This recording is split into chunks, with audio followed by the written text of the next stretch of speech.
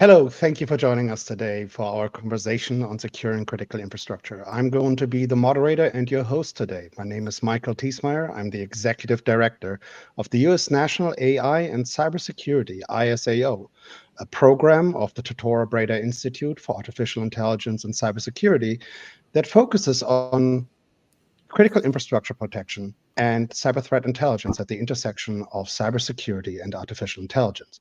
I'm also a vCISO, which means I have done the actual work in industry, and I'm an executive advisor to the Cyber Eagle project, a critical infrastructure protection project that is geared to make $25 billion in transactions securing our critical infrastructure sector across NATO member countries and in the United States. Our topic today is the protection of the very critical infrastructure that our societies rely on. That is not an easy or light conversation. Unless you have lived under a rock over the past 2 years, you are likely aware of the deluge of attacks that our critical infrastructure has been under, both from foreign nations as well as criminal organizations. Today, I'm joined by a fantastic panel that will guide me or guide you through this conversation. I hope it will be a lively conversation. So let's start and give the panelists the opportunity to introduce themselves. David, why don't you introduce yourself to the audience? Thank you very much, Michael. Glad to be here. I've been involved in cybersecurity for around 24 years. I'm currently serving as vice president with NetGain Technologies, and I also serve as creator of the Cybercrime Junkies podcast. I'm a member of the TBI think tank and a proud member of InfoGuard, which is focused on helping the critical infrastructure. Thanks for having me. Thank you for being here. Chris, you're next in line. This is no particular order. It's just arranged based on how you're showing up on my screen. Good morning, everyone. My name is Chris Hednaghi. I'm the CEO and founder of Social Engineer LLC, as well as the Innocent Lives Foundation, a nonprofit that works closely with the U.S. government in order to geolocate people who traffic children or create child abuse material. I've been doing this, I don't know, boy, I feel like old, since 2010 when I started this company. And we focus just on the human element of security, and critical infrastructure is one of our main focuses. I'm also part of the TBI group here and really happy to be a part of that and doing some great work with these folks here. Thanks for having me today. Thank you for being here. Santiago, you're next in line. Hey, Michael, nice to see you again. My name is Santiago Hawley. I have 15 years of experience and 360 degrees perspective across the DoD, the IC, the FBI, Fortune 100 companies and startups with a focus on protecting critical infrastructure.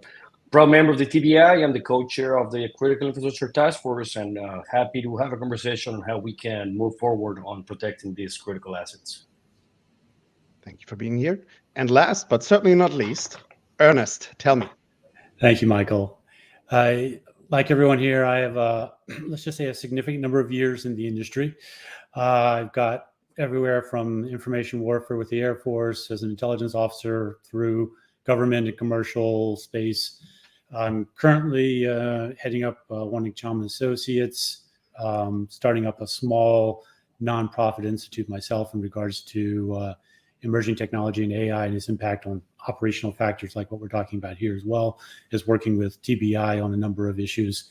And then I've basically, not to pound the chest too much, worked in the industry across government, commercial, and a number of different activities over the years.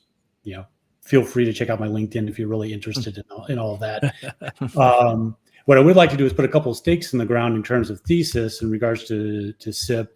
I know, Michael, you have your questions, but also in terms of where I'm coming from in regards to all this, I tend to think that SIP we have a high, low, low problem. By that, I mean we have a high tech, low tech problem in terms of critical protection, in terms of IT, but also we have a more basic issue in terms of low, in terms of organizational structure scale, because in a lot of cases, at least with clients and working in the industry with multinationals, they have money. The government has money. A lot of cases, it's the mid and smalls that are the ones that we're most concerned about. And then I would also like, put one stake in the ground in terms of, I would like to hear from the rest of the group about what actually is critical infrastructure. The reason I say that is who knew CrowdStrike would turn out to be critical infrastructure, 6 months ago. So, I think some of us had a hint of that, but to turn out the way it did, I think is a factor. And then the final thing is in terms of, I'd like to really talk about at some point the solution sets in regards to, do we have too many helpers and too many chefs in the kitchen in terms of government and private partner cooperation? And the reason I bring that up is because Colonial Pipeline, for a prime example, where we had, in the case of that CISO, not knowing where to go. So that's more of a process procedure issue. So anyway, I'll stop now. I just wanted to get all those out so people can start thinking about them, because I really would like, I think that'll help a lot in terms of what people need to know from an operational standpoint. Absolutely noted. And for the other panelists, maybe we can tie that into the conversation as we go along. I think what you brought up is 100% valid, right? First off, the small to medium-sized critical infrastructure sector is way different than, like some small utility in Tennessee is not the same as a massive power provider, let's say PG&E in California, right? The other piece is the too many chefs, absolutely. And then my personal pet peeve is the definition of critical infrastructure, because with supply chain attacks and everything around it, it seems this definition has to grow and grow and grow and grow and expand. And we're ending up again as like, okay, that's now all of society. But how is this workable? Because didn't we define critical infrastructure in first place to have a workable risk-based scope set? So super interesting. Let's go back there. The first thing I would like to do is I'd like to start with framing the challenge. So this means the first question that I'm going to ask you is one of these like really big questions from a 40,000 foot view. The other ones will be more specific, but I kind of alluded to that we're having certain problems at this point, right? To the amount of attacks, scalability of our systems, resourcing for certain as well. Maybe Santiago, let's start with you. Give me kind of like the 40,000 foot view of the state of infrastructure protection, the primary issues that we're seeing. Thanks, Mike. And I would actually start by saying, and my own definition of what's critical infrastructure is those things that we take for granted in the US, right? Like we go and we turn the water and the water comes, we're not worried about the infrastructure behind it, right? We turn the electricity is there, we're not worried about that. It's these things that we take for granted that have just been left in one way, not protected and built to substance the 2024 cyber vector, right? All these technologies were designed 40, 50, 30 years ago. They never thought about how they were going to be impacted by a cyber event. So how we can do that at scale, it's going to be very challenging. As you mentioned, the resources, only 16% of critical infrastructure is the DIB. And, defense industrial base, they get all the law, they get all the resources. What about the other 84%? Small water utility plants and systems that do not have any resources? That's probably going to be the biggest challenge that we need to address, is how we can help at scale for the mid-market and the small folks. Absolutely. Ernest, do you want to expand on this?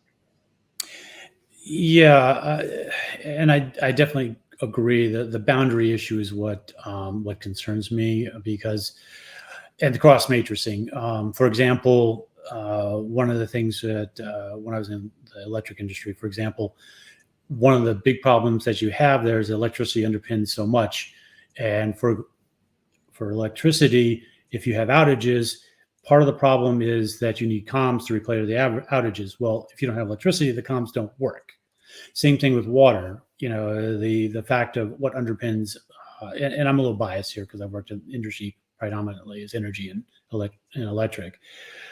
But the fact is that we don't have a good definition anymore of what is the basic critical infrastructure and in what mechanisms we determine whether that's risk, whether that's prioritization based on, say, fundamental social support, how important it is to maintaining the veneer of society that we like to have, which is 2 or 3 days away from not having power and water, in terms of how we bring those things back up, in what order.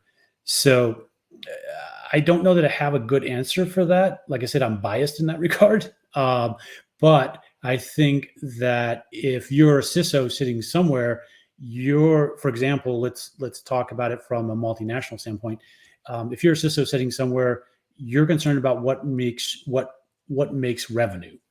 And so you're concerned about ensuring that those things that are going to ensure manufacturing, ensure production, whatever, are up and running. Those are the critical aspects.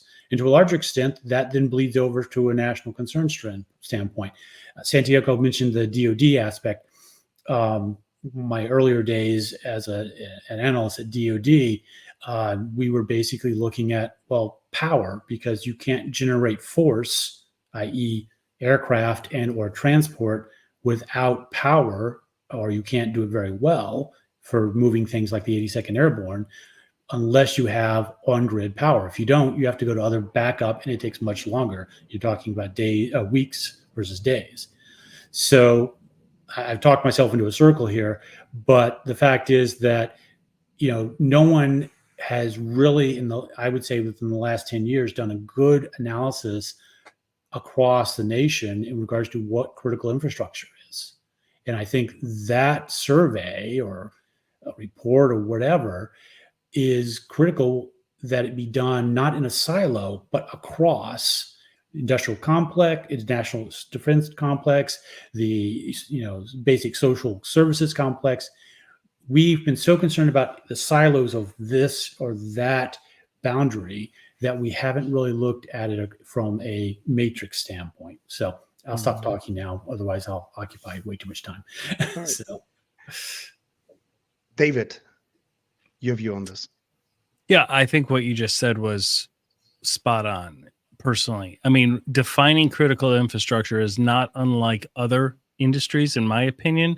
There's the larger enterprise, the massive power grid organizations and infrastructure, right?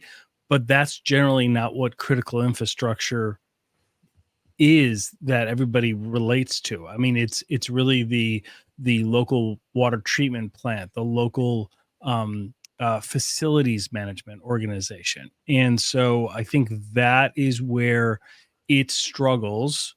The industry struggles, just like other industries, in that small to mid-tier market, right? And it has to do with resources, it has to do with capital, it has to do with aging infrastructure, all of those things. I mean, why it's so critical? Because it's the foundation of other industries, right? When we think of critical infrastructure, right, it is the foundation. So I always look at it as, if we were under a military attack, what would be needed now, right? And you can think healthcare, hospitals, right? Government, some social services, law enforcement, transportation, electricity, right? I mean, those to me are the main core components. And then from there, there's subsections and things like that. Some of the biggest risks that we have is raising the bar for those smaller critical infrastructure organizations. Because frankly, I mean, let's be candid here, right? Some of them are being attacked through social engineering, leveraging AI deepfakes, right? And that's not even on their radar. We're still trying to get them to have multi-factor authentication, right? Like, we're still trying to get them up to 5-6 years ago what mid-tier and enterprise organizations were doing, right? And that's evidenced by 16 people meet the DIB standards. So that's my perspective on this. Excellent point, though. I recall a recent study that said that this was across industry, not just critical infrastructure, but it highlights the problem, which was that only 18% of companies that were surveyed in the study had the capacity to address 50% of their critical and high-rank vulnerabilities within a justifiable time frame, which was, I think, set to 30 days. 18%. Oh yeah. Right? That's not great. So, Chris, your perspective. I think everyone answered it. So I'm going to just take a minute to tell a story that I think may solidify all the Love things it. that were said. Yeah. Love it. please Go do. ahead. Absolutely. Part of my job is I get hired to break into places, right, to see if there's attack that is possible. So we got hired by a small city's water plant to break in and see if we'd be able to poison the water. Of course, we don't actually do it, but we simulate. So while we were in there, we got up to where their SCADA system was, their computer that was running everything, and it was so old that they had some new technology they needed to run. They needed to have a Wi-Fi card that was USB on it, but there's no USB on this computer. So what they had was a serial port that went to an adapter for an LPT1 adapter that went to another type of adapter that went to another adapter that went to a USB. And when later on, when I asked, because we took pictures of all this, why are you not upgrading this? No one can figure out, like, if I have to take that offline, no one has water for a day. No one has water in the whole city for a day. So how do we upgrade this machine and not, make everyone go dry for a day or two? And then what happens if when we boot it back up, it doesn't work? And I'm like, but what if someone unplugs that USB? Or Right. what if the serial port dies because of dust? And that's not a singular case. I've seen that so many times in the places that we work with, that technology that is there is so old. And like David said, why don't they use MFA? They're on computers. They're not even there yet. Yeah, they're not even there. They're not there yet. They're not there. That's the problem. And the threat actors know it, right? Yeah. This is not news to them. And I think this is where we're coming to the scale problem, right? Right. Another couple of things that I want to throw out as knowledge nuggets from industry perspective. A ton of CISOs are so burned out that they're looking at switching into other industries. At the same time, one thing that I'm hearing that always devastates me when I'm hearing it is that young people that have entered our industry and have been cybersecurity, have been it for 2 years, are saying, I have no interest in raising to the top of my own vertical. That is devastating. When I think about myself, when I started this job, I was like, of course I want to race to the top and become whatever the best is in this field, in terms of experience or career level, right? When you're young, you should have this naivety in you still, but they're observing everything and they're just demotivated. And I think the scale issue flows directly into that. Santiago, I was going to ask a little bit about the threat landscape. Who are the threat actors? The vectors that we're seeing, specifically the evolution thereof, targeting critical infrastructure, and those motivations. And I think there's a thing that flows into that, which is you're having one person sitting in that small water treatment facility that's supposed to be dealing with an entire unit of adversaries sitting somewhere in a nation state. Santiago, I would love you to start giving your perspective on this. Yes, Mike, and one of the reasons I joined the task force is I see the threat happening closer and closer, right? We've seen Iranian compromising water facilities. We see the PRC with Volt Typhoon touching the perimeter. We have, the Russians touching Canada and the Gulf of Mexico as well. In my mind, that's already, in motion. We have not opened our eyes and realized that, in my mind, we're already in a place that we need to act. And that's why I joined this task force, to act now.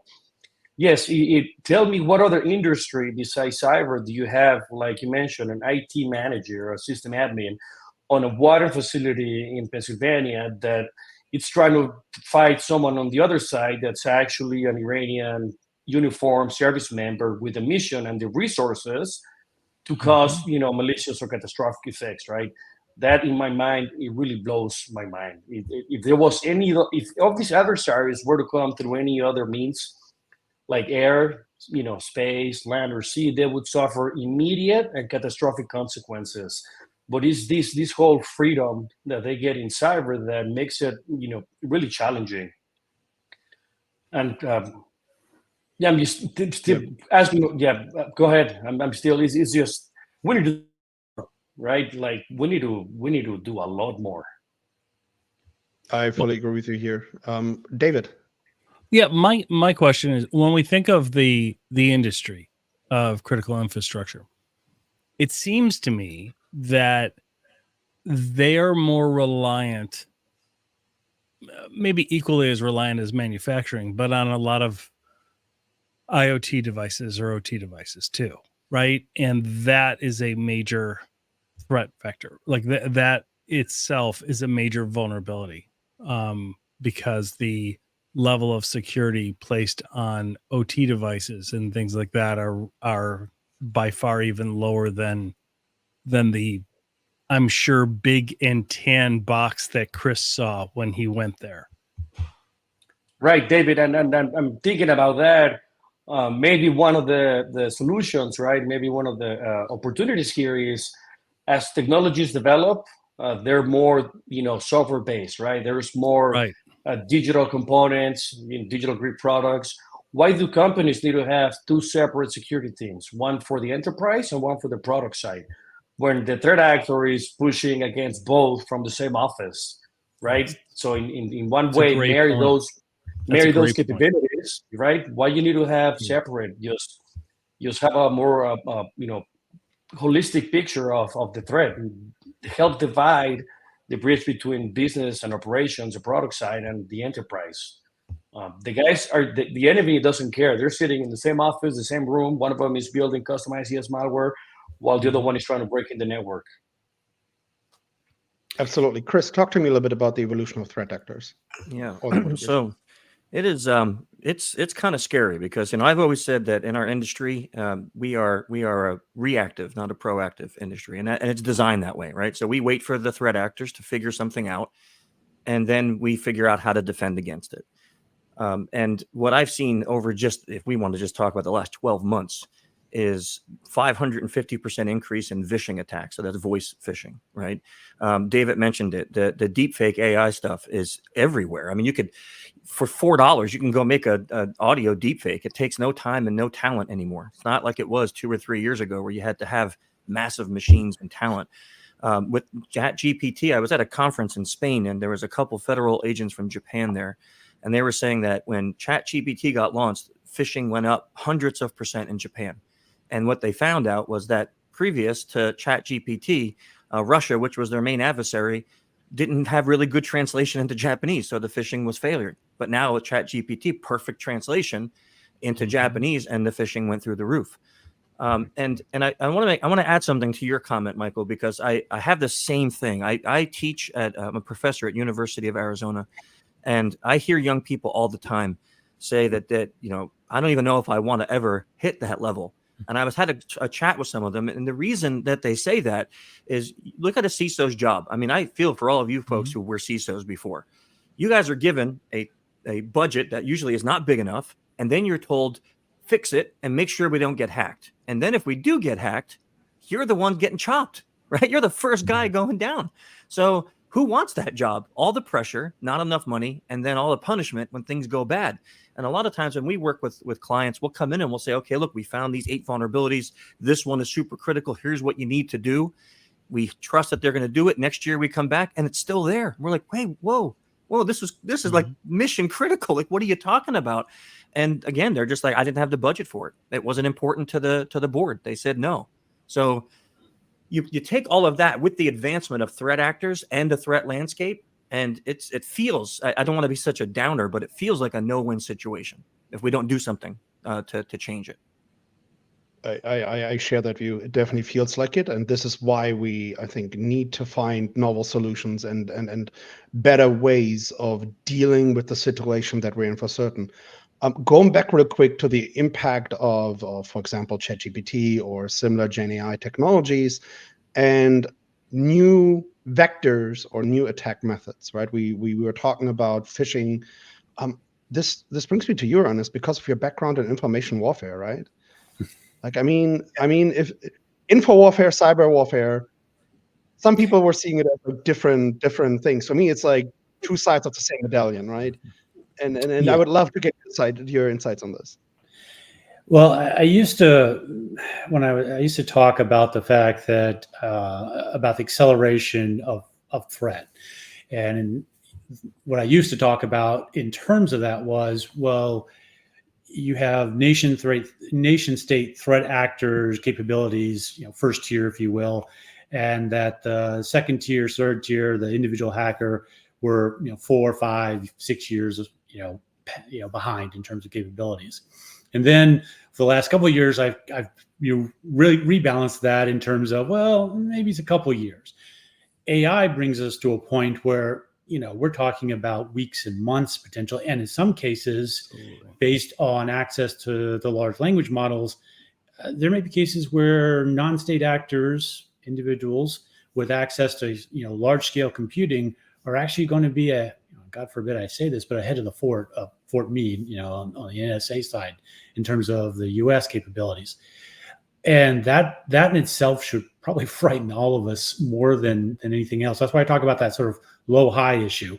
We have a basic issue in regards to we can't get people to do two-factor authentication, but now we also have this high-tech issue in terms of the capabilities of the adversary. And it doesn't need to be a state actor. It can be some guy sitting in Eastern Europe who goes online and basically somewhere in the dark web buys a vulnerability that someone has discovered via an AI analysis of code set, ties it into say some sort of deep fake capability or some sort of human vulnerability factor, manages to tie that all together for $1,000, and suddenly you have something like the Colonial Pipeline issue times 10. Because where basically you have a ransomware that locks down an entire, for our purposes, critical infrastructure component. Who knew at the time that Colonial Pipeline was the critical infrastructure for the Southeast? But it was.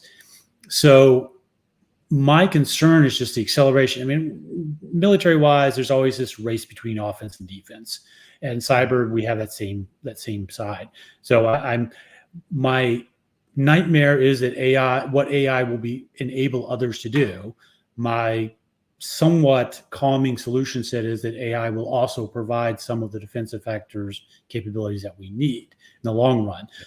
DARPA, for example, is using AI right now to do code analysis. So for all of the literally billions of lines of code throughout the U.S. government, that will be a game changer, because that was one of the issues we always worried about when I was working with Department of Energy, for example, because the concern was we didn't know where the code was coming from. Some of it was being developed in places we didn't like, but the fact is the supply chain was such that you couldn't tell, and no one was going to pay to have some poor engineer sit there for 10 years to go through, how many millions of lines of code. AI will do it for us in an afternoon now, or potentially. So the fact is that we are seeing a readjustment of that offensive versus defensive capability. And it's going to be exciting. It's also going to be scary as hell, to be quite honest. And for those individuals that, going back to the education piece, I really would like to talk more about that later. But I think that is one of the more exciting aspects, because for the workforce, yes, they're overworked. Yes, the benefits often are not as, and I have my own stories in that regard, as what you would like. But the fact is that one of the biggest problems I had when I was the deputy CISO at a multinational energy company was that I couldn't offer the more interesting aspects of cyber. I mean, that would CrowdStrike and others had the sort of this is where the talent's going. Well, maybe with AI, I might actually gain some of that back. So anyway, we can talk more about that, but that's kind of the my impression in terms of the offensive versus defensive mix right now. Yeah, I think when we're talking about information warfare, I do spend some time usually at NATO Stratcom Center, COE, which is in Riga, that deals a lot with info warfare. And what you can see there is also how Gen AI kind of like has enabled the threat actors from a capability standpoint. And one thing that stands out to me as well that affects directly critical infrastructure protection is that our threat actors are using information warfare to undermine the trust, the public's trust, in the capabilities of our public institutions, including the agencies that are supposed to protect us, to make us look basically incompetent and unable to deal with certain things. And then they don't start trusting our advisories anymore, right? So I think that is something that's happening. On the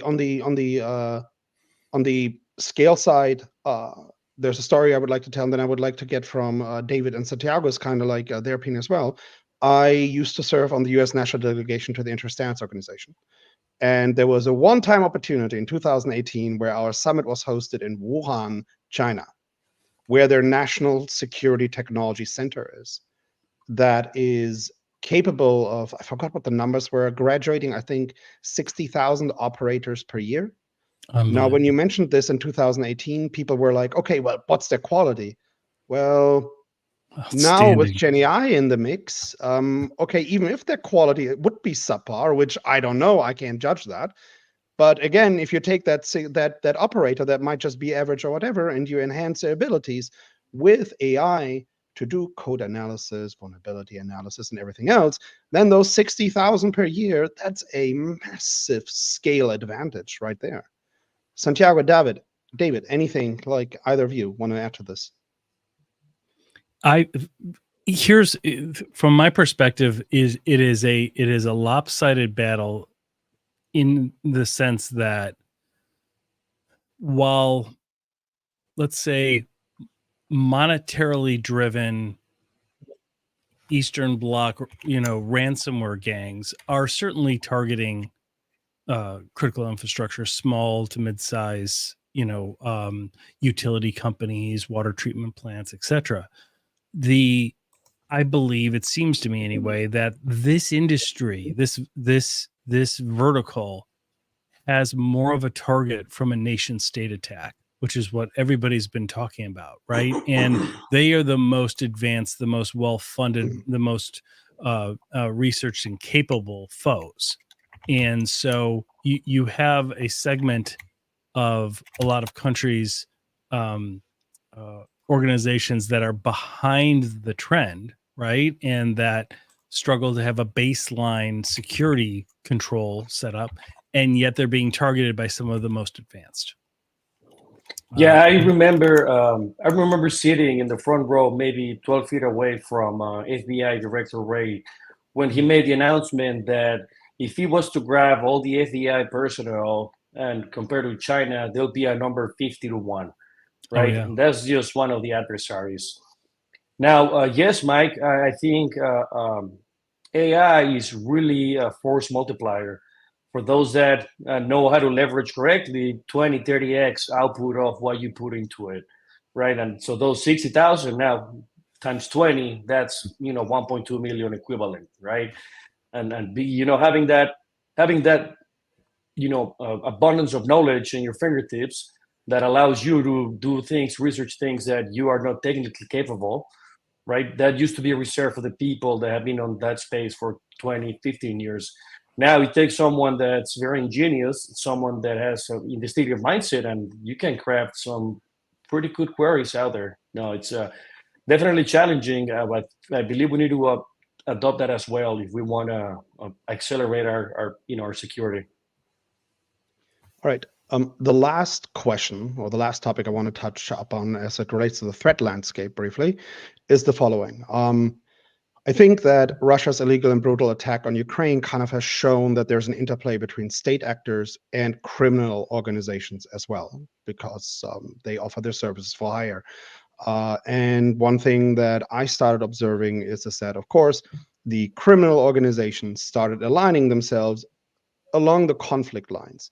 I would love to know whether anybody here on the panel is comfortable to speak a little bit about this, how this has played out over the last 12 months, 24 months, this interplay between state actor and criminal organization.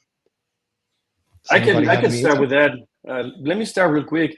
Everybody that could have left Russia has left Russia already, right? Those that were unable to leave Russia, now they are working for the government. That's why it's not that, hey, we're going to hire you to work for us. Like, hey, now you have to support the state mission, and the state mission is X, Y, and Z. And in one way, I'm optimistic that a lot of the, for example, custom ICS destructive malware that we've seen being deployed in Ukraine has not accidentally or directly gone to Poland.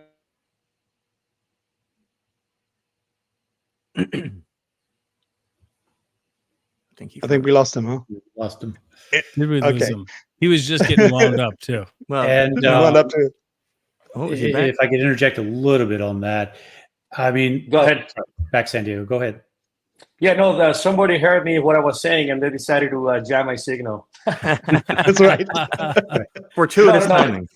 Yeah, it's And go ahead. just to add a Go little ahead. color, I mean, the fact is, to what Santiago was just saying, the FSB and the GRU, the intelligence functions within Russia, both the government and the military, have used front groups, non-state actors, quote unquote, although in reality heavily funded by the state for the last 20 years or more, as a means of having an ability to sort of saying, no, that's not us, sort of hands off, if you will.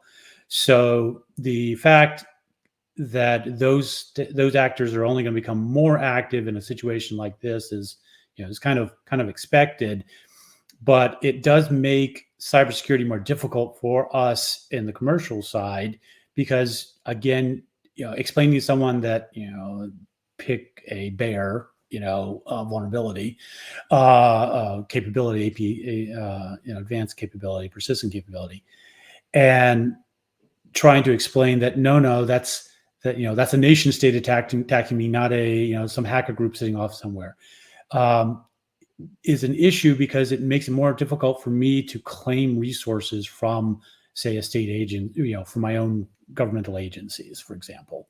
So it does definitely complicate the both the operation from a state standpoint and from a critical infrastructure standpoint, as well as from a commercial operating entity standpoint. And if you add on to that something like as simple as fraud GPT, I mean, we've all heard of that, right? 1,800 euros a year, and you have access to a tool that can build your own viruses, make malware, actually go scan a website and find vulnerabilities in it, help write fish, send fish. I mean, what the threat actors have the most advanced tools, and in the places that I'm working, we don't have that advanced tools to help defend. So I agree with all of this. I think that we do need to use AI more to develop some of these more advanced tools to help defend against the exact same. It's like we're going into a modern war with knives, and it's like we're going to lose. You can't go into a gunfight with a knife. You're going to lose, and that's what we're doing.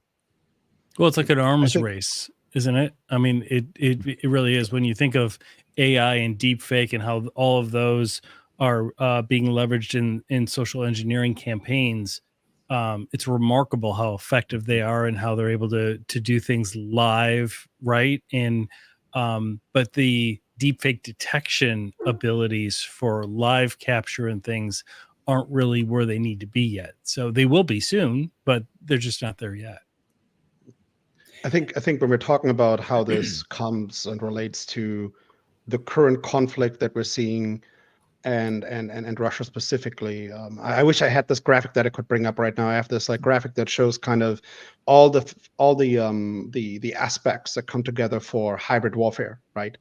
And what you see on there is cyber operations, special operations, and criminal actors or organizations are part of that diagram because it's one entity that you can leverage or influence as you plan your operations.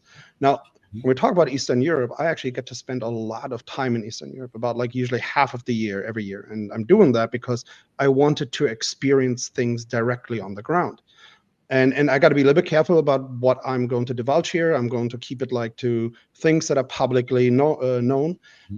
In the city of Riga, right? Russia is acting through a variety of ways, through information warfare, through cyber warfare, but they're also going directly physical as well. We had a grenade attack on a bar where we had journalists. We have harassment of individuals that are happening from where they're targeting people from the US or whatever, and they're harassing them. And this is not happening to random individuals, of course, right? Because keep in mind, when we're talking about cyber threat and protection of critical infrastructure, one thing that we said is our threat actors do not care about borders at all. So in answer to that, we have forward deployed individuals, we have people working in cyber capacity building, and our threat actors have even started to target those individuals to a certain degree. So that then shows us is that we're basically dealing with a multi-spectrum, multi-dimensional strategy that is targeting our critical infrastructure sector, and that we're dealing at the same time with this interplay between criminal organizations, useful idiots, and state actors. Now, Santiago, yeah, it's I think actually really the term that is being used in the lectures. Santiago, attribution. How does this work when you're dealing with, I don't know, state actors, criminals, and useful idiots? How are we going to achieve that? Where are the boundaries there? Yeah, getting goosebumps. That's the $70,000 question, right?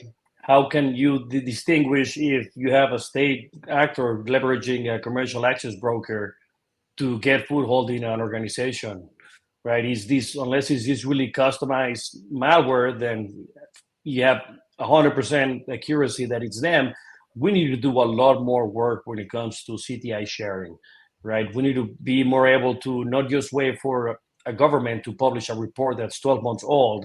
We need to be able to connect all the European certs, all the ISAOs, all the ISACs to share that information. And that's probably going to be the only way we can really accelerate the actionability of some of these data. Yeah, attribution. Good luck. Like unless you are an expert on NetFlow data, then it's going to take you a while to figure that out. Anybody else? Anything to say about that? I will just, in support of what Santiago just said, add the fact that even when you're able to establish the fact of who did it, let's be honest, by the time you do that, in most cases, it's too late, especially in anything resembling an actual operational theater environment. Yeah, and even if then you're getting the useful idiot, which doesn't know much or whatever, if it was something like that, and the actual actors are not in a country that will cooperate with you, because why would they hand over their own operational assets? That wouldn't make much sense. Okay, so we described the threat landscape, the general challenges. Now, I do have a couple of questions from the audience, and I think we can kind of like mix them together. We talked about how artificial intelligence enables scale on the attacker side. Obviously, it must be doing something for us in the defense as well. Maybe if anybody wants to take this and just talk a little bit about how we can leverage this better. Yeah, I think I can jump on that a little bit. Right now there's a lot of tools that are being developed that are trying to analyze data. I think Santiago or Ernest mentioned this, like giving millions of records, and now it can just do it in a matter of moments.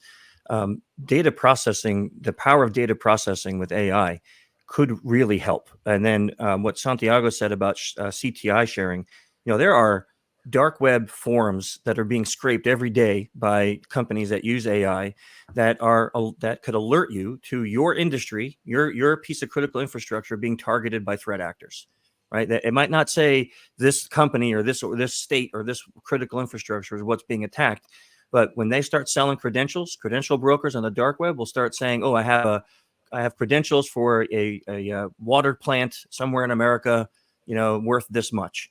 And that's a time when anyone that's in a water plant should be like, oh my God, like that might be us, right? So I think leveraging the threat intelligence is something that we need to do more of, making it easier for folks that don't have access to this to be able to afford it and to use it, and then also working on.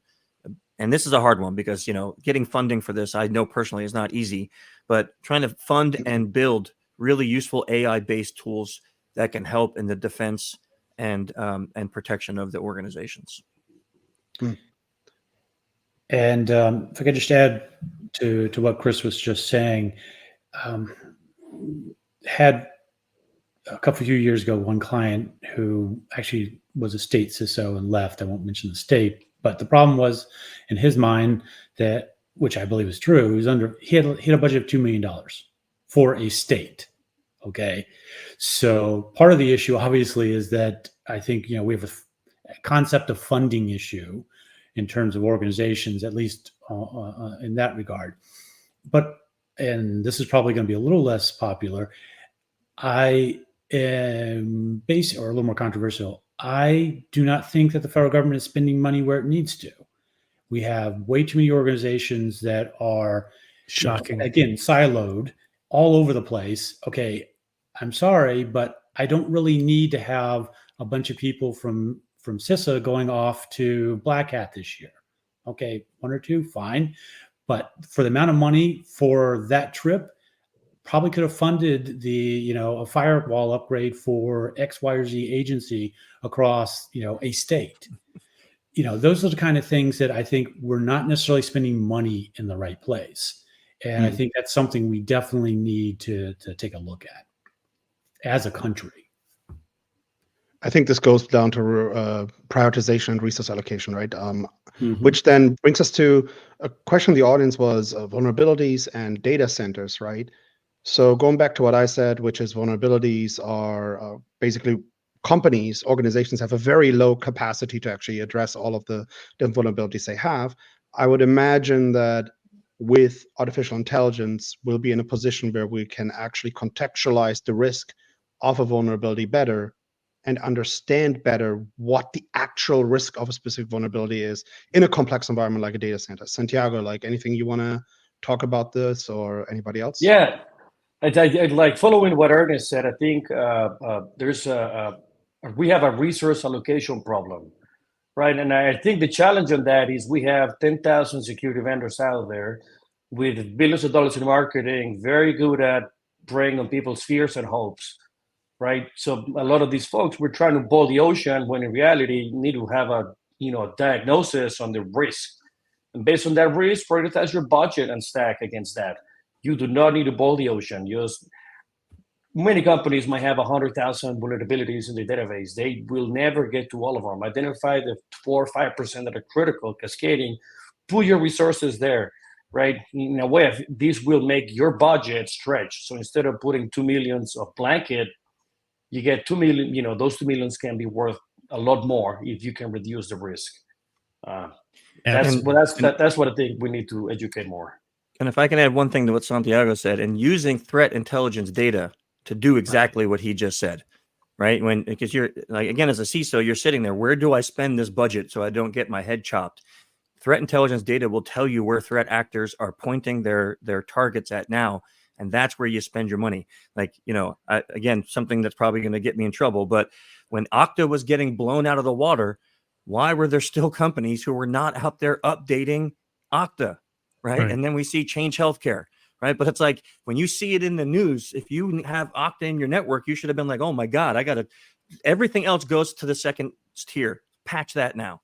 Right. And that's if we can get that mindset, I think we could have a fighting chance. Well, and if I may just add one thing to that, when you think about the threat intel that you were just talking about, the organizations that are providing the dark web scraping, right? If they know that a certain type of water treatment plants, they may not know the exact location, but if you know these types of water treatment plants, they have credentials that are for sale on the dark web. Today, nobody in a water treatment plant knows that, right? But if they could see that, then they could at least, as a matter of principle, like go and change all of the credentials today, like go and start or move that initiative up rather than make it every 6 months or every annual or every quarter, right? Like knowing that can make them be a little bit more proactive. Absolutely.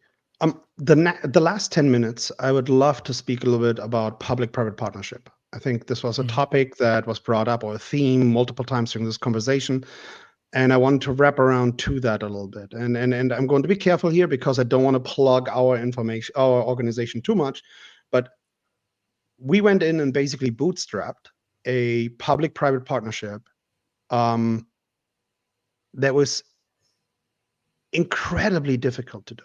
We started it in, I think it was 2018, right? Government support was incredibly difficult to obtain. And we've had to do it all by ourselves.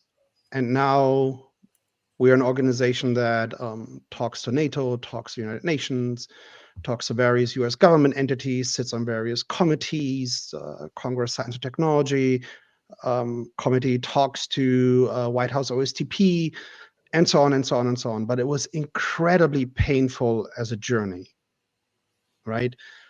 And if I look at some of our adversaries, obviously, that are autocratic, authoritarian nations, aligning public and private industry is a lot easier, right? Because I can go in and I can say, do this, and if the answer is no, I will either point you to the closest balcony or to the closest working camp. And that's the end of the conversation. Pardon me, right? That's all it will take. And you will say, oh, I have a family. Yeah, I'm going to do exactly what it is you say. Right. But That's coming out of this experience. Yeah, go ahead. No, Mike, it's spot on, man. I was last week, not Black Hat was the first half. The second half was at the crypto symposium sponsored by the FBI in Austin, right? When I was a panelist, and the number one question that everybody asked me from the public side of the house, right, is what's an ISAC? I'm like, they do not know what an ISAC is, right? We need to do a lot more educating both ways, right? In the public side on what capabilities, mechanisms exist already to share information and bridge that divide between the public and the private side. I can almost say 100% certainty that nobody wants to receive a phone call from the FBI saying you have a big notification, right? But probably you will be more receptive to answer the phone call from one of the ISACs, letting you know, hey, we have this proactive information, go ahead and help, right? Is breaking some of these silos and friction that exists between public and private, and at the same time educate private on what capabilities, services the government has to offer. For example, the NSA CCC just opened up all their services for small and medium government contractors, right? Now, what are those services are? A lot of people don't know. For example, secure DNS. There's a lot of capabilities that are out there. In one way, it feels like we need to have like a one page, or like a front page on a website that says, if you need this help, talk to this agency. If you want to do this, talk to these guys. If you're looking for this, you talk to that. Like, there's no single source of truth on capabilities and partnerships that we already have access to. Just a one pager, like the Yellow Pages on Simplified. Yeah, I would agree with that. There's an ISAO standards organization, but even that,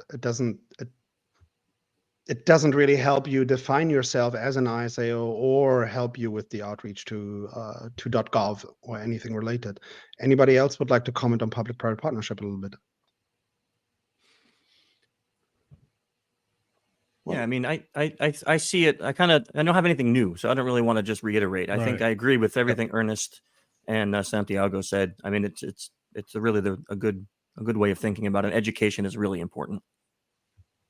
Yeah, I think one thing that we discovered as well at the NAFC ISO was that initially we started looking at threat intel, right? But to get access to threat intel, you have to be someone and you already have to have certain connections. So we actually had to start a different way, which was cyber diplomacy and cyber capacity building, which are as crucially important if you're saying you want to support the national security of a country and help with the critical infrastructure sector. That then gave us the relationships to actually go and start having closer conversations with certain DoD or IC entities to a certain degree, right? So that's as well. I don't think there's a good framework necessarily. And nobody, I think, really owns this. I think supposedly it's under CISA, if I'm correctly, but I'm not 100% sure.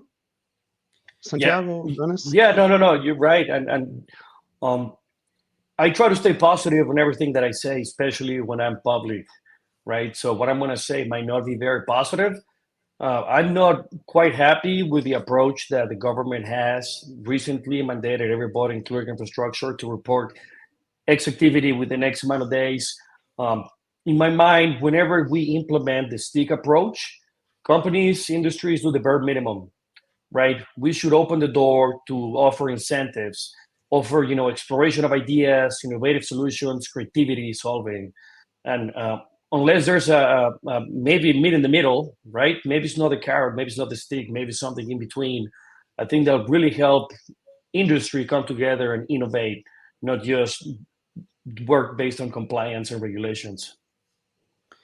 Yeah, to follow up on what Santiago just said, as an example, CMMC in the DoD environment, where basically now we're expecting, every mom and pop who is in the supply chain to meet a very, I won't say difficult, but definitely a higher level of security than what they've been used to, which is in itself would not be a bad thing, except for the fact that there, as both I think Chris and Santiago just mentioned, there's not a good incentive structure or a way of of compensation for the dollars that are going to be associated with that. The electrical sector has had this issue for 20 years now, because you have to go to the ratepayer, you have to go to the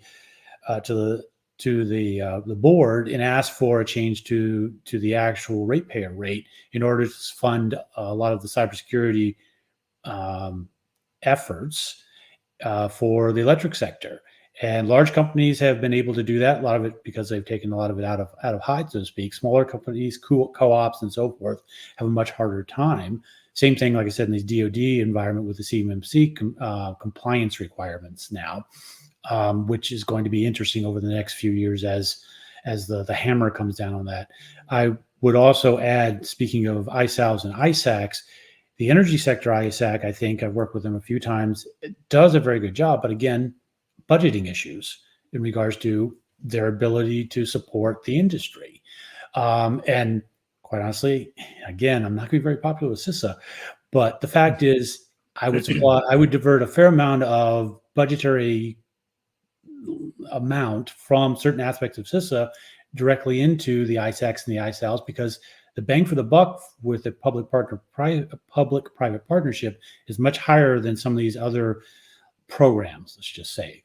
So now that I've shot myself of ever working with CISA again, I'll turn it back over to you, Michael. Budget definitely is always an issue, right? Like this, of course, this is a uniform issue that you can find in many different places. For us, it's a constant issue as well. We were very fortunate that based on who was involved in founding the ISAO, everybody had a stable and secure background, and we could basically self-fund it. But that's very unique, right? You had like a bunch of people from Silicon Valley and a bunch of like very, very well experienced people from the government sector coming together. That was kind of like a match made in heaven, which I think is also why we were able to grow so much on our end. But other organizations, I really, really feel for them. And now you're bringing CMMC into the loop, right? And with that, we're now looking again at this small, medium-sized critical infrastructure sector, and a lot of people might find themselves accidentally in that position. That is so difficult. So one of the things then that we started looking into was is this project called Cyber Eagle, right? Where we're going in and we're saying like, okay, can we address this issue? So we're having increasing regulatory requirements and standards being pushed onto organizations that can't defend themselves. And we did like this analysis that came up with, I think across NATO and the US, there's 1 million companies that fit into this bucket. 1 million. Oh my God, go back to your government times and think about the mission scope here. That is absurd. And why does this matter for the US? That there are other countries? Oh, because all of these organizations work with each other. All these companies are working with each other. And there's information flow happening, which of course the threat actors will exploit if it is of their advantage to them. So we decided, okay, so we did this analysis and we went in and came up with, okay, there's 1 million companies. And now it came to leveraging an AI to analyze the vulnerabilities, making them aware of them, and then find good vendors and good federal funding, identify federal or state level funding, existing funding to help them pay and address this. But this is super difficult to do. So I know that some of us are all involved in this project. Let's just take the pieces of this and talk about the challenges in pulling something like this off, right? Let's talk just about the aspect of going in and creating a data lake of vulnerabilities of a bunch of critical infrastructure organizations. Who wants to take this? Like maybe you, Santiago? I think we do not need a silver bullet, right?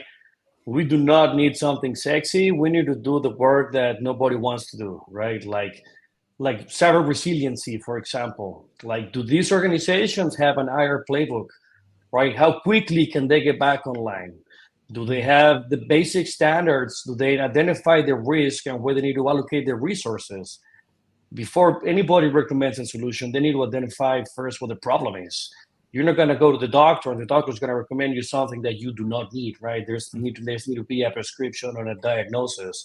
So being able to provide organizations a quick diagnosis on where the highest risk is, then go ahead. It's up to you to decide which way you want to go, but at least you have identified where you need to apply your security budget.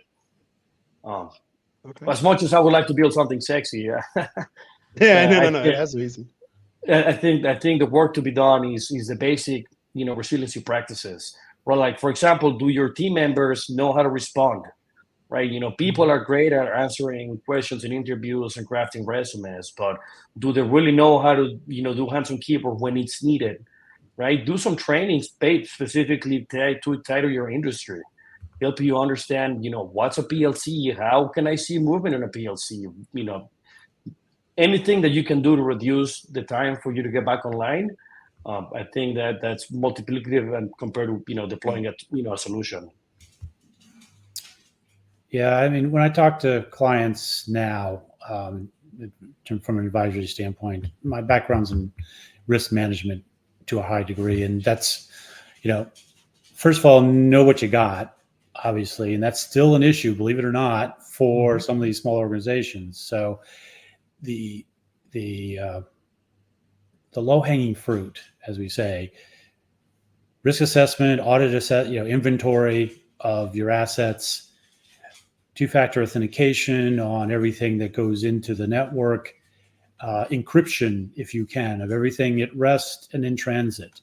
And then finally, contingency planning, and then train your workforce. I mean, those are all the sort of the low-hanging fruit.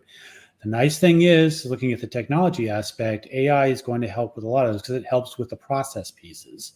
So like we talked about, someone's going to come along and it's going to say, okay, we can now certify that your software is secure because the AI is run through everything, as secure as can be, or far more than it was. We had Joe in the back room trying to go through 2 million lines of code. You're going to have some sort of algorithm empowered capability sitting on your network that both knows what's there and will know what's crossing it from a behavioral standpoint. Those capabilities are out there. They're going to get cheaper. The access capability. The nice thing that we're talking, and TBI is already talking about this, is post quantum encryption.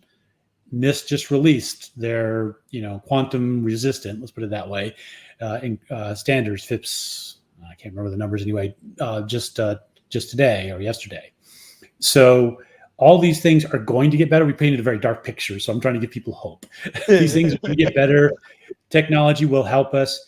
For example, the electric sector, there was the guy who did co-intelligence sent out a tweet on social talking about on social media, talking about the fact that for an analysis of NERC SIP requirements for a sector, there was an analyst who basically used ChatGPT to assist with that. And basically the analysis that would have taken, weeks in the past was done in basically a couple of days. So just the ability to use AI to reduce the work footprint associated with some of these more, let's be honest, mundane or painful processes is going to allow us to then shift resources to the places where we need them. So those are, some of the more hopeful aspects, I think, in the long run. Yeah, I think actually, I was trying to find it, but I think DARPA just announced that they're holding a contest or competition for AI-based analysis of critical infrastructure vulnerabilities, which is $2 million that they are offering for that, if I correct remember. I wish I could find it, but right now, here we go. Just 1 second. Working off screen. Yeah, it is. DARPA is giving 7 teams $2 million to hone tools for scrutinizing the open source code that underpins like banks and water and water systems. So yes, it's bleak, but there are things being done, and it's again, on the one hand, we like to say like, oh, AI has been around for a long while already, because to everybody else, it's like, oh, it just came to happen in the last 4 years, right? Realistically, 1950s, or even way like the Kythera or whatever it was called, like way beyond if you just talk about counting machines, this kind of stuff. But still, cybersecurity and AI in the overall picture is a young industry, right? This hasn't been around for hundreds of years in its current form. And I think what we're seeing is partially the growing pains of that as well. We're trying to figure out, given the speed of innovation and development, how to use this and do all of this actually in modern societies without coming at everyone with draconic measures. But again, from our audience, the question then is, we have to figure it out. And it seems to be this giant elephant. And we know this metaphor, you eat an elephant piece by piece. Where do we start? The basics, okay, the basics, vulnerability, we just said this. But still, even if we talk about the basics, we are just finding another elephant hidden in the first elephant, right? Because then this goes back to Bob, the IT admin that is sitting in a hidden closet somewhere, responsible for everything. Maybe I'm going to say something. I want people to expand on this. Maybe the basic thing, the first step, is to have conversations like this with people coming from a different background, to raise awareness and push this messaging, the awareness of where we are, to the right stakeholders. Is it as simple as that? The first step? Dialogue? I think it is, actually, because I don't think that it's happening enough right now. I mean, there's so many conflicting agendas and motivations, and I think that's where it needs to begin. And I think when we talk about, especially if we get into the smaller size organizations and critical infrastructure, there's going to need to be a lot of hand-holding in tying potential funding to the needs, right? Like there's going to need, because they're not even at a baseline right now. And so there's going to need to be kind of what Santiago and Ernest were talking about is understanding, diagnosing properly, and that's exactly right. And then when that happens, what will happen, right? Will they do it? Will they get the funding needed to do it, or will they just push it off another year? And so there's going to need to be some triage there. And I think, when I go out and I do, let's say, security awareness training, and I say a word like, oh, how many of you experience smishing? I can't tell you till now, this day and age, some people go, what is that? I don't know what that is. Idea. Right. Yep. So when you say things like vishing, I've never heard that term. Right. So how can they defend against something that they don't even know exists? Mm-hmm. So I think your point, Michael, is really accurate, is that it is vital for us to start, right? This is the basics, like get people like all these folks that have joined us today to come in and ask these really hard questions, like where do I start? That's an amazing question, in my opinion. Someone coming in here and saying, okay, I'm hearing you. This sounds like impossible. Where do I start? That kind of thought process is going to help that person achieve what he needs to achieve to be secure. But we have to start with the basic conversations first. Right. And those conversations are both internal and external. How do you eat an elephant? You get help. So from an internal organizational standpoint, when I talk to a CISO at a small and mid-sized company, first thing I ask is, okay, when was the last time you talked to the CFO or the CEO or even your own CIO? Because if the only time you talk to the CEO or the COO is when, the network just collapsed because of it, some sort of a compromise or an attack, that's not the conversation. That's not the lead conversation you want to have. And a lot of times, part of our issue from a human capital standpoint for CISOs is we tend to grow up from the technical side. We don't grow up on the business side so much. We don't have the chops as much, as a group in terms of executive leadership development that a lot of our peers in those other functional areas get. And that's one of the things we really need to work on from a human capital standpoint. The other side to this, in terms of getting help, in terms of eating the elephant, managed service providers. If you're a small business, Bill shouldn't be handling your cybersecurity by himself in the closet. You should have some sort of managed service provider, Same, quite honestly, in terms of your IT, your CIO shouldn't really be a technical guy. Well, he should be a technical guy in terms of chops, but he really shouldn't be doing technical work. He should be managing a managed service provider. Absolutely. And basically going, okay, you're my workforce, you're my guys. You've got the, now I only get Bill as a part-time, 3 hours out of the day, but he's now been trained and capable and has the experience that I can't afford to provide on my own. So those are the kind of things we need to be thinking about, and that the guys sitting in the trenches need to be thinking about. We need to help them with.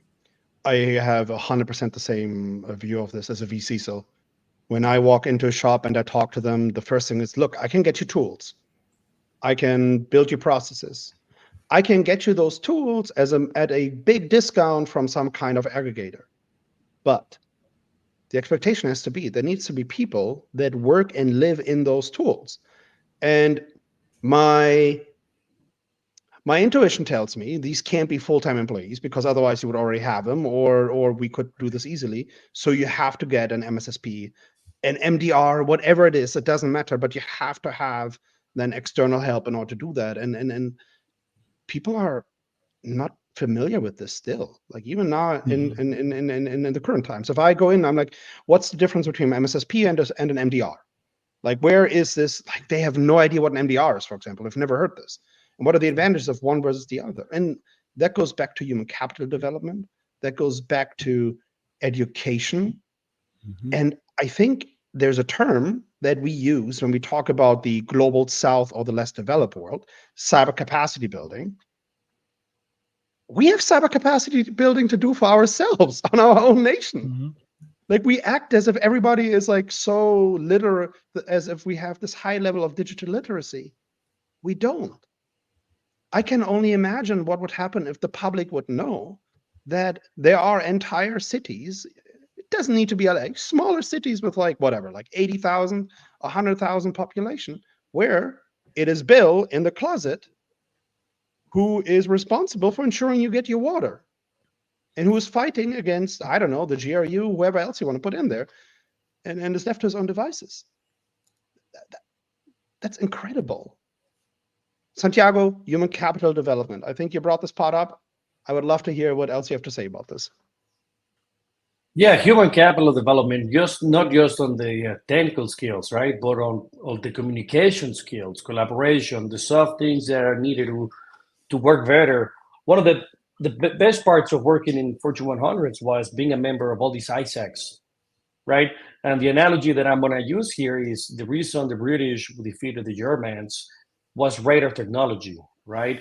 But the Germans had way more advanced radar technology than the British did. But what the British did is they connected all of their radars, and then they have a bigger picture, right? We need to be able to do that across companies, industries, cross industries, with the government. We need to leverage each one of these as a sensor, right? And be able to utilize the resources and capabilities that the big players have to help protect the ones that do not have the budget to staff a security engineer or, a threat intelligence program, right? In one way, broadcast the bad signal for everybody to jump on it. And honestly, in my mind, I think we need probably like, when there was polio, there was a huge, vaccine campaign to take care of polio. Now there's no more polio, right? I feel like an effort like that for educating people and companies on cyber, it's needed, right? It's probably going to be maybe a whole of government effort at this point, because it's cross industry. It's not just cross infrastructure, where they really partner with industry to break that silos between public and private. But I don't think there's a unified vision from the highest levels on how to do this. And without a good vision and core values, then your strategy is irrelevant. That's just me. If I had a magic wand, that's what I would like to do. Interesting that you brought this up. I think like in 2016, for the first time, I was talking about this like civil cyber defense thing, right? Because I was like, on the one hand, we're saying not everybody needs to be a cyber person. All right, yeah, no, okay, I understand. Not everybody needs to be a cyber expert. Technology should be built so that people can use it. But in so many other critical areas, we expect everyone to have a base level of knowledge and training. so that they are allowed to do their job, their profession on a daily basis. And I wonder, given that, first off, I want to know whether you agree with that. Number one, we are under attack. Critical infrastructure is under attack. Are we all on board with this? Yes. Okay. Yes. So we are under attack. So if this was a different dimension, if this was a different spectrum, we would be. If this was kinetic, we would be like, okay, here are things we would have public messaging to our citizens. This is what you can do, how you can prepare, how you can protect yourself, and all this kind of things. And to a certain degree, this is happening, but I think we need to be more formalized here. Do people agree with me here? I agree. Yeah. Okay, so then who would drive this? It's a whole of government effort. I agree. It's a giant challenge too. I've seen some Eastern European countries start tying cybersecurity concepts into, I think it was as early as like elementary school, Yeah. the first levels, Mhm. with Yeah. storytelling, like basic things, right? Like Mhm. you wouldn't talk to a stranger. Okay, so why would you do XYZ? Like basic. Right. Then you start building up on this. I think this is crucial. Yeah, then one of the challenges, Mike, is that there's no entry-level jobs in cybersecurity, right? It's like, let me go join the LA Police Department and I'm going to go patrolling the next day. No, there's a whole training program that you got to go to understand the skills that you actually need to be on the streets, right? We need to have that, it's exactly like you mentioned, that baseline. As a hiring manager, I would much rather hire someone that knows how to use Splunk, Elastic, that understands Windows logs, than someone with a 4-year degree that doesn't understand, that part, right? So how can we probably address these challenges? A lot of more OJT mentorship opportunities to be sponsored by anybody and everybody, to, hey, let you ride along, like the police departments across the nation, they do that. Hey, you wanna ride along program? Come right along. Now you learn more about it. If we can figure out a way to do that on cyber, I think we'll enable to people get the skills that are actually in need. That's my 2 cents. I'll jump in on this one because I have a lot of very deep, passionate feelings about this, because I agree with Santiago 100%. I mean, you see entry-level cybersecurity must have 5 years experience. Right. What? And a CISSP. Right. And what entry level does that ever occur? Right. So when I got asked to become a professor of social engineering at University of Arizona, I said, I'll do it under only one condition. And that is if I can have a practical hands-on class.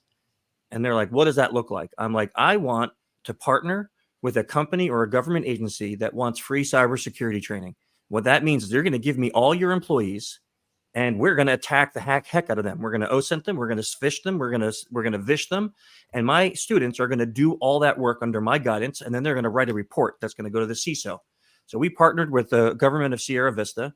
They give us all of their employees, and my students get to leave university with actually having done the work and having written a report, right? So they did it, and they did it ethically and morally, and then they had to write a report and make a presentation video for the CISO. Now that someone comes into my company and says, I have this experience. Oh, okay, great. Mhm. You interest me now. But I'm with Santiago. Mhm. You come and say, look, I got a 4-year degree in computer security. And then you say, well, can you at least tell me, anything that you have done? What's your experience? Right. How do you do threat hunting? Right. Yeah. Right. I read a book. Do you know who the Lockbit Sup is? Right. Like ask them exactly, like something that is relevant. So I agree. Experience, certifications, people who take part of CTFs, those are the things that excite me about the people coming in this industry, because they're going to come in with actual experience. But I also agree with what you were saying, Michael. A lot of countries do this. They start their kids in tech very early, and we're starting them in high school now. I mean, that's not good enough. We have to go earlier. Yeah. Let me be devil's advocate here for a second, okay? Because I think I want to expand on this, because I want the audience to understand why we're saying certain things. So first of all, I agree with all of you, but I'm going to put the adversary hat, not adversary, but the devil's advocate on. There are a lot of people that in our industry that say that when you say that cyber is not entry level, that you're gatekeeping. that that's not true, that cyber absolutely can be an entry-level profession. For me, I always looked at that as like, well, if you're in a massive company that has a 3-tier SOC and whatnot, then maybe with like the tools or whatever and AI assisted, yeah, you can take like a green person and then they're basically a log wrangler, and they will also be replaced by AI most likely in the next 3 years. But whatever. But I would like you to challenge me and say, why is this not a entry-level profession beyond just like, okay, experience, but what makes it so different than let's say just being an IT support person or like Well, you said it, Michael. We're under attack. We're in war. So it's kind of like Santiago's example. You wouldn't just say, I want to become a cop, and the next day, without any training, they hand you a gun and put you on the street. You wouldn't do that if you went to war. You say, okay, I want to be a soldier. You go through boot camp. You go through lots of training. You go through all of that. They don't just say, okay, here's your gun, send you over to the desert. It doesn't work that way. So we're bringing these guys and gals into the industry where they're going to be attacked by some of the most advanced threat actors on the planet the second they're hired. And what's their training? A 20-minute CBT on phishing, right? Well, exactly. And looking at it from the opposite end of the, if you will, of the pipeline, the fact is, for example, my son, there's a cybersecurity there's a technology requirement, which he'll meet with a cybersecurity class to graduate from high school now. There's beginning of people beginning to look at this. I've sat on a number of different working groups and advisory boards. I've taught at Thomas Edison University in terms of cybersecurity at the undergrad and graduate level. And so there's a bunch of different programs available, if you will, but there's no consistency. The programs are, in a lot of cases, funded on a temporary basis. There's not a long-term vision or strategy in terms of how you're going to build this cyber workforce, first of all. The second part, I think, which goes to what Chris was talking about in terms of war and risk. 20 years ago, as an example, I had a client who used to talk about, he was running within government. His program ran the, I can't remember the exact name. It was basically was responsible for ensuring fuel oil in the event of an emergency on the northeast coast of the U.S. back when fuel oil was a big issue for New England. And basically, his response when I told him, well, your system's got this problem, because my team says you're not doing this, or this, his response to me at that point was, okay, we'll just go back to using fax machines. Okay, 20 years ago, aging myself, that was the answer. Sounds like a visionary. Exactly. Well, he was a nice guy, but yeah, visionary was not in his title.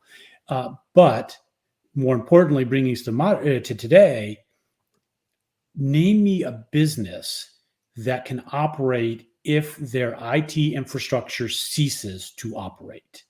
Correct. Almost zero.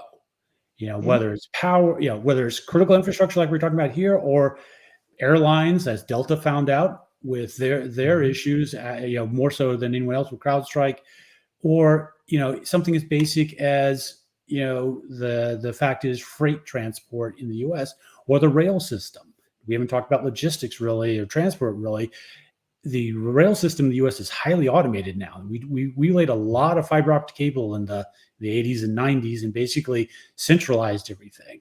So I don't think you can give me a major company or a major organization, including manufacturing even, where if you tore out the IT infrastructure or bricked it for several days, for example, where you would not have a major impact or bankruptcy. Yeah. And you're now putting that on Bill, who, like, as Santiago was just saying, just graduated from college somewhere and saying, okay, by the way, if you screw this up, the company's doomed. Are we really wondering why no one wants to take that responsibility, especially in regards to, Gen Z, because that's who we're really putting this on now. Yeah. Just real quick, just simplifying this down, it seems to me that the industry has it's one of several, but there's a couple branding issues that cybersecurity has. One is you have all the vendors that are like, buy this box, you will be secure, right? That's not real. And then you also have the people trying to get into it, not really knowing what it is and saying, oh, I want to go into cybersecurity.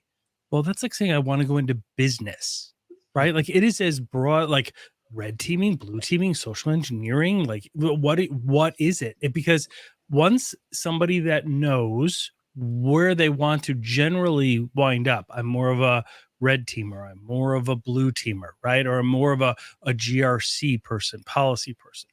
Like then they need to take the advice from mentors. They need to ask, how do I get there? And then go do it, right? One of the challenges that I always have with mentoring people, or that people have said that have been mentors that get frustrated, is people ask what we're supposed to do, and then we go tell them, and we never hear from them again. Right? Like they need to literally go do the push-ups and go do the work and get the certs or do whatever is needed, depending on where you want to wind up. But until you know, just coming out of school going, I'm going to be in cybersecurity, like, okay, like that's right. Like, I mean, It's like I'm gonna be a welcome soldier. to the jungle, right? Welcome yeah, to the I mean, it's jungle. part of the problem that our education institutions, our higher ed institutions have, and that is, you know, the career guidance needs to be pretty, you know, customized for them. They need to ask a few more questions to really point them in the direction, because then it's not that hard to get it. There's clearly a need on the other side from the employer's end to have people, but you can't just say, you know, I want to be in business and then we're going to put you in charge of the nuclear reactor business, right? Because that's essentially what this is, right? Like this, it has to be something that is balanced. So sorry, I didn't mean to make it so long-winded. But I think that broadness is going back to why it is not a good entry-level profession. Because going back to what we're having, Bob and Bill are the only two resources with the task of protecting the organization. Let's transfer this to the military. If I have if it's the regular army, okay, everybody's a rifleman, but then I have my specialists. I have my marksman, my automated rifleman, my grenadier, my whatever, right? Okay, but what if I only have a team of 7 dudes? Oh, we call that special forces, right? And those 7 dudes are all expected to be able to do every job that exists in that larger organization. They all need to be able to be grenadiers, medics, and whatever. Yeah, there's like depth specialization, but the expectation is they can do all of these jobs. And a special forces an entry-level position? No. Do I just go directly to the recruitment office and say, dude, I'm going to be a Green Beret? Sign me up. Yeah, I want to be a Green Beret, please. Yeah, by tomorrow. right? By tomorrow, can I be one tomorrow? Like every sailor is a firefighter, right? Right. Yeah. It's those core things that you need, those baselines. And the biggest difference here, and I think we can probably use an idea from Department of Defense, is very powerful. There's something called the commander's intent, right? The commander's intent at the highest level, let's say it could be a general, says, my commander intent is to go take over that area. The intent is that everybody below them understand that that's the objective. They're not going to tell you how to go, right? If you need to go to the right field, the left field, what maneuver to take, everybody's going in the same commander's intent. And I feel like sometimes even organizations internally, they're not under the same CISO intent, right? Security intent. If some of that vision that really needs to be redeveloped, you know, have an identity that we're warfighters. Probably the last thing I wanted to say on that. Yeah, and I have to wrap the conversation up right now. We only have 20 seconds left.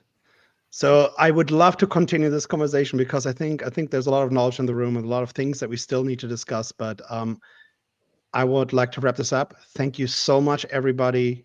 Thanks to the panel and thanks to our audience. I hope this was informative for the audience.